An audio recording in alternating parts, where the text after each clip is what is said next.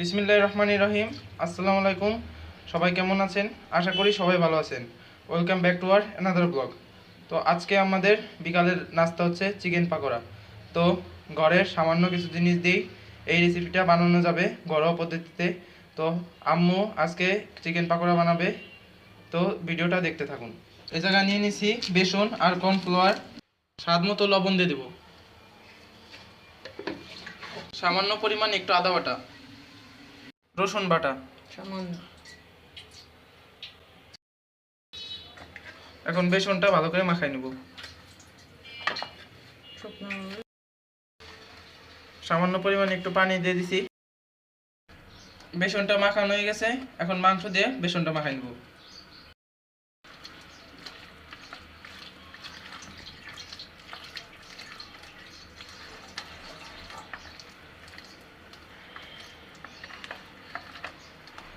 তো বেসনটা এইভাবে মাখাইতে হবে, যেমন বেসনটা একবারে পাতলা হবে না, একদম শক্ত হবে না। দেখেন, তো এভাবে ম্যারিনেট করে কিছুক্ষণ রাখলে ভালো হয়। তো আমরা ম্যারিনেট করে কিছুক্ষণ রেখে দিতেছি না, তো আমরা এখনই ভাইজা খাবো।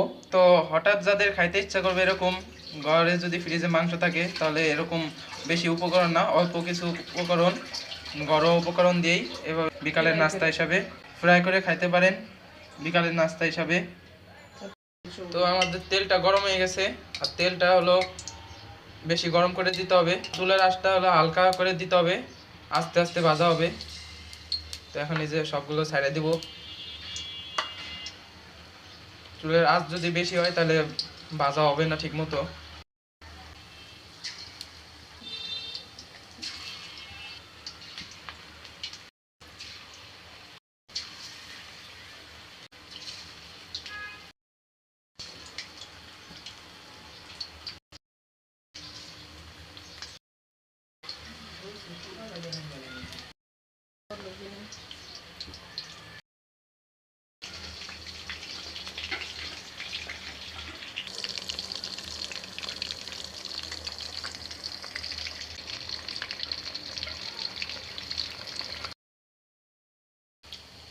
তো আমাদের মাংসের পাকোড়াটা ভাজা হয়ে গেছে, এখন উঠাই নিতেছি।